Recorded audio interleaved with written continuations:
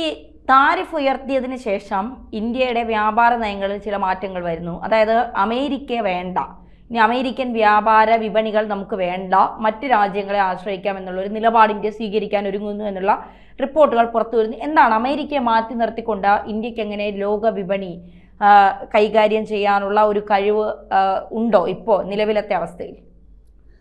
American വിപണിയിലോട്ട് ഇനി അടുത്ത കാലത്തൊന്നും ഒരു തിരിച്ചുവരവില്ല ശശിയെ എന്ന് പറഞ്ഞിട്ടാണ് ഇന്ത്യ അവിടെ നിന്ന് ഇങ്ങോട്ട് ഇറങ്ങിയത്. അപ്പോൾ നമ്മൾ ബദൽ മാർഗങ്ങളെക്കുറിച്ച് ആലോചിക്കുന്നു. നമുക്കിപ്പോൾ ഒരു ഉറപ്പായിട്ട് കിട്ടിയേക്കുന്നത് UK ഒരു കരാർ ഉണ്ടായിട്ടുണ്ട്. അതിൽ നമ്മൾ കുറച്ച് വിട്ടുവീഴ്ചയൊക്കെ ചെയ്തിട്ടാണ് അവരുമായിട്ട് കരാർ ഉണ്ടാക്കിയേക്കുന്നത്. യൂറോപ്യൻ യൂണിയനുമായിട്ടുള്ള ചർച്ചകൾ പുരോഗമിക്കുന്നു. ആ ചർച്ച ഫലവത്താകുമെന്ന് പ്രതീക്ഷിക്കാം. അപ്പോൾ നമ്മൾ മറ്റൊരു സാധ്യതയും കൂടി ഇപ്പോൾ നോക്കുകയാണ്. അതിൻ്റെ പേരാണ് RCEP, regional comprehensive economic partnership. അതായത് നമ്മുടെ ഈ ഏഷ്യൻ രാജ്യങ്ങളുണ്ടല്ലോ, ആസിയാൻ രാജ്യങ്ങൾ എന്നൊക്കെ പറയും. ഈ ഏഷ്യൻ രാജ്യങ്ങൾ മുൻകൈ എടുത്ത് രൂപീകരിച്ച ഒരു സ്വതന്ത്ര വ്യാപാര കൂട്ടായ്മയാണ് ഈ RCEP എന്ന് പറയുന്നത്. ഏതാണ്ട് 15ഓളം രാജ്യങ്ങൾ ഈ കൂട്ടായ്മയുടെ ഭാഗമാണ്.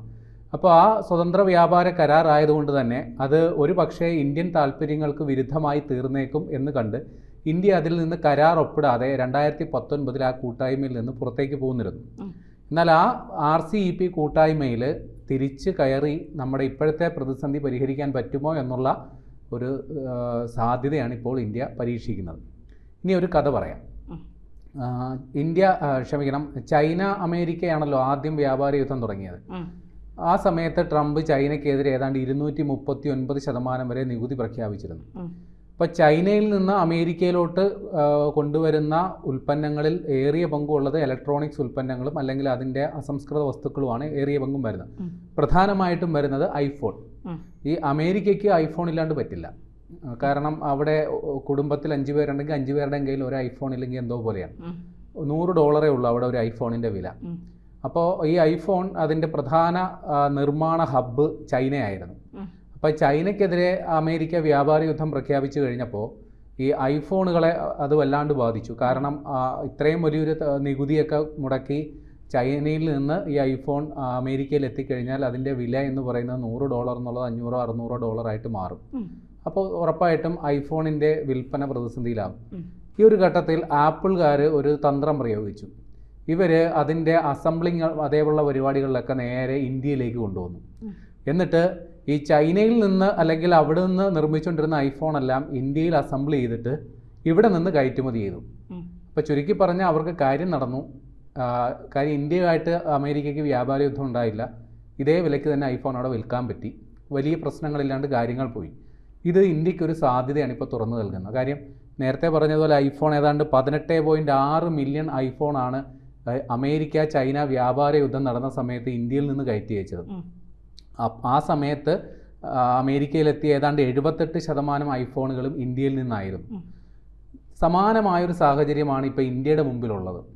ഇപ്പോൾ ഇന്ത്യയിൽ നിന്ന് ഉൽപ്പന്നങ്ങൾ അമേരിക്കയിലോട്ട് ചെല്ലുമ്പോഴാണല്ലോ 50% നികുതി.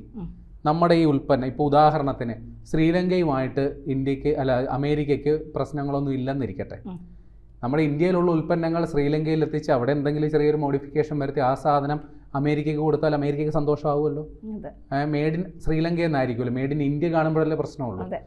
ഈ സാധ്യതയാണ് നമ്മൾ ഈ RCEP കരാർ വഴി നടപ്പിലാക്കാൻ ഉദ്ദേശിക്കുന്നത്. ഇപ്പോൾ ഏകദേശം നമ്മൾ പ്രയോഗിക്കുന്ന തന്ത്രം എന്താണെന്ന് ഏകദേശ ധാരണ കിട്ടിക്കാണുമല്ലോ. നമ്മൾ ഈ ഏഷ്യൻ രാജ്യങ്ങൾ, ഈ ആസിയാൻ എന്ന് പറയുന്ന കൂട്ടായ്മയിൽ ഏതാണ്ട് 10 രാജ്യങ്ങളാണ് സ്ഥിരാംഗമായിട്ടുള്ളത്. എന്നാൽ ഇന്ത്യ അതിൽ ആ ആസിയാൻ കൂട്ടായ്മയായിട്ട് സഹകരിക്കുന്ന രാഷ്ട്രമാണ്. അതായത് ഈ ആസിയാൻ കൂട്ടായ്മ എന്ന് പറയുന്നത് ഈ Brunei, Cambodia, Indonesia, Laos, Malaysia, Myanmar ഇങ്ങനെ ചെറിയ ചെറിയ രാജ്യങ്ങളാണ് ഉള്ളത്. എന്നാൽ അതുമായി സഹകരിക്കുന്ന വൻ രാഷ്ട്രങ്ങളുണ്ട്. ചൈനയുണ്ട്, അതുമായിട്ട് ഇന്ത്യയുണ്ട്, റഷ്യയുണ്ട്, അതുമായിട്ട് സഹകരിക്കുന്നുണ്ട്. European union സഹകരിക്കുന്നുണ്ട്. എന്തിന്? അമേരിക്ക പോലും ഈ ആസിയാൻ ഉച്ചകോടിയുമായിട്ട് സഹകരിക്കുന്ന, ആസിയാൻ കൂട്ടായ്മയായിട്ട് സഹകരിക്കുന്ന രാഷ്ട്രങ്ങളാണ്. അപ്പോൾ വിശാലമായൊരു കൂട്ടായ്മയുണ്ട്. അപ്പോൾ ഇവരെല്ലാവരും കൂടി ചേർന്ന് രൂപീകരിച്ചാണ് ഈ RCEP വ്യാപാര കരാർ. അപ്പോൾ ഇന്ത്യയുടെ ഏറ്റവും വലിയ ആശങ്ക ഈ കരാറുമായി ബന്ധപ്പെട്ട് ചൈന തൊട്ടടുത്ത രാജ്യമുണ്ട്. ചൈനയിൽ ഉപ്പ് തൊട്ട് കർപ്പൂരം വരെ എന്ത് സാധനവും കിട്ടുന്ന രാജ്യമാണ്. അപ്പോൾ ഈ സ്വതന്ത്ര വ്യാപാര കരാറിൽ ഏർപ്പെടുമ്പോൾ ഈ ചൈനയുമായിട്ടുള്ള വ്യാപാര കമ്മി വല്ലാണ്ട് വർദ്ധിക്കും. അതായത് ചൈനയിൽ നിന്നോട്ട് ഇങ്ങോട്ടോ, ഇപ്പോൾ തന്നെ ചൈനീസ് ഉൽപ്പന്നങ്ങളുടെ ആ കടന്നുകയറ്റമാണ് ഇന്ത്യയിലേക്ക്. ഇപ്പോൾ ചൈനയിൽ നിന്ന് കണ്ടമാന സാധനങ്ങൾ ഇങ്ങോട്ട് വരാൻ സാധ്യതയുണ്ട്. നമുക്ക് അങ്ങോട്ട് കൊടുക്കാൻ ഒന്നും അധികം ഉണ്ടാകില്ല. അപ്പോൾ അത് ഇന്ത്യയിലെ ചിലപ്പോൾ അവിടുന്ന് കാർഷിക ഉൽപ്പന്നങ്ങളായിരിക്കും വരിക, അല്ലെങ്കിൽ ഏതെങ്കിലും സ്മോൾ സ്കെയിൽ ഇൻഡസ്ട്രിയെ ബാധിക്കുന്ന തരത്തിലുള്ള ഉൽപ്പന്നങ്ങളായിരിക്കും വരിക. അപ്പോൾ ഇതിൻ്റെയൊക്കെ ആശങ്കയുടെ പേരിലാണ് നമ്മൾ തൽക്കാലം ആ കരാറിൽ നിന്ന് പിന്നോക്കം പോയത്. പക്ഷേ ഇപ്പോൾ പുതിയൊരു സാഹചര്യം വന്നിരിക്കുന്നു. ചൈനയും ഇന്ത്യയുമായിട്ട് വലിയ സൗഹൃദത്തിലാണ്. ചൈനയാണ് ഈ കൂട്ടായ്മയിലെ ഏറ്റവും ഇന്ത്യക്ക് നോട്ടപ്പുള്ളിയായിട്ടുള്ള രാഷ്ട്രം. കാര്യം അവരുടെ കയ്യിൽ എല്ലാം ഉള്ളതുകൊണ്ട് തന്നെ. പക്ഷേ ഇപ്പോൾ ആ സാഹചര്യം മാറിയിരിക്കുന്നു. അപ്പോൾ ഈ തരത്തിൽ ചൈനയുമായിട്ടൊരു സൗഹൃദം സ്ഥാപിക്കാൻ സാധിച്ചാൽ ഒരു പക്ഷേ ഇന്ത്യയുടെ വ്യാപാര താല്പര്യങ്ങൾക്ക് ചൈന വഴങ്ങിത്തന്നാൽ ഈ RCEP കൂട്ടായ്മ ഒരു വലിയൊരു സാധ്യതയാണ്. കാരണം അമേരിക്ക എന്ന് പറയുന്ന ഒരു രാജ്യം പോകുന്ന സ്ഥാനത്തേക്ക് 15 രാജ്യങ്ങളുടെ കൂട്ടായ്മയാണ് ഇന്ത്യക്കൊപ്പം ചേരാൻ പോകുന്നത് വ്യാപാര കരാറുമായി ബന്ധപ്പെട്ട്. ഒരു പക്ഷേ അമേരിക്കയായിട്ട് താരതമ്യം ചെയ്യുമ്പോൾ ഒരു വലിയൊരു സാമ്പത്തിക ശക്തി ഒന്നും ആയിരിക്കില്ല ഈ 15 രാജ്യങ്ങൾ. പക്ഷേ പല തുള്ളി പെരുവെള്ളം എന്നാണല്ലോ നമ്മൾ പഠിച്ചിരിക്കുന്നത്. അപ്പോൾ ഇത്തരത്തിൽ ഒരു പുതിയ സാധ്യതയാണ് ഇന്ത്യക്ക് മുമ്പിൽ തുറന്നു കിട്ടുന്നത്. ഇതുമായി ബന്ധപ്പെട്ട് മലേഷ്യയിൽ ഈ RCEP കൂട്ടായ്മയുടെ വരുന്ന ചർച്ച ഈ വരുന്ന ഉടൻ തന്നെ വരുന്ന സെപ്റ്റംബറിലോ മറ്റോ നവംബറിലോ മറ്റോ നടക്കാൻ തീരുമാനിച്ചിട്ടുണ്ട്. ഉറപ്പായിട്ടും നേരത്തെ പിണങ്ങിപ്പോയ ഇന്ത്യ ഈ കൂട്ടായ്മയുടെ ഭാഗമാകാനുള്ള എല്ലാ സാധ്യതകളുമാണ് ഇപ്പോൾ വരുന്നത്. ഇത് മാത്രമല്ല, അമേരിക്കയിൽ നിന്ന് തന്നെ ഒരു സാമ്പത്തിക വിദഗ്ധൻ, അദ്ദേഹത്തിൻ്റെ പേര് ജെഫ്രി സാറ്റ്സ് എന്നാണ്, അദ്ദേഹം ഈ ഒരു സാധ്യത ഇന്ത്യ തീർച്ചയായിട്ടും ഉപയോഗപ്പെടുത്തണം എന്നുള്ള ഒരു ഉപദേശമാണ് ഇപ്പോൾ തരുന്നത്. ഓർക്കണം, അമേരിക്കൻ സാമ്പത്തിക വിദഗ്ധനാണ് പറയുന്നത്. അപ്പോൾ അമേരിക്കൻ സാമ്പത്തിക വിദഗ്ധൻ അദ്ദേഹത്തിൻ്റെ അഭിപ്രായത്തിൽ പറഞ്ഞാൽ ഇന്ത്യ ഉറപ്പായിട്ടും ഈ ഒരു വെല്ലുവിളി സധൈര്യം ഏറ്റെടുക്കണം എന്നാണ് അദ്ദേഹം പറയുന്നത്. ഈ അമേരിക്കൻ വിപണിയുടെ ആ ഒരു ലഭ്യത കുറഞ്ഞാലും ഇന്ത്യ ബദൽ മാർഗങ്ങളെക്കുറിച്ച് ആലോചിക്കണം. ബദൽ മാർഗങ്ങളെന്ന് പറയുന്നത് യൂറോപ്യൻ വിപണികളാകാം, അല്ലെങ്കിൽ നേരത്തെ ഇന്ത്യ ഉപയോഗിക്കാതിരുന്ന ചില ആശങ്കകളുടെ പേരിൽ മാറി നിന്ന ഈ പറയുന്ന RCEP കൂട്ടായ്മ, അതിൽ നിന്ന് പിന്നോട്ട് പോയത് ഇനി പുനഃപരിശോധിക്കണം, അതുമായി സഹകരിക്കണം. ട്രംപിൻ്റെ നയങ്ങൾ അത് ഇന്ത്യയെ റഷ്യയിൽ നിന്ന് എണ്ണ വാങ്ങുന്നതിന് തടുക്കാൻ വേണ്ടിയാണ് ട്രംപ് ഇത്തരത്തിലൊരു വ്യാപാര യുദ്ധം ഇന്ത്യക്കെതിരെ പ്രഖ്യാപിച്ചത്. നേരെ തിരിച്ചുള്ള ഫലമാണ് അത് സംബന്ധിച്ച് കിട്ടിയെന്നാണ് അദ്ദേഹം പറയുന്നത്. അതായത് ഇന്ത്യ കുറേ കൂടി റഷ്യയുമായിട്ട് അടുക്കുന്ന സ്ഥിതി ഉണ്ടായി, കൂടെ ചൈനയുമായിട്ടും കുറേ കൂടി അടുക്കുന്ന ഒരു സ്ഥിതി ഉണ്ടായി. ഇവർ തമ്മിലൊരു വലിയൊരു ബോണ്ടിങ് ഉണ്ടാകാൻ മാത്രമേ ഇതുമായി ബന്ധപ്പെട്ട് ഉണ്ടായിട്ടുള്ളൂ എന്നാണ് അമേരിക്കൻ സാമ്പത്തിക വിദഗ്ധൻ പോലും പറയുന്നത്.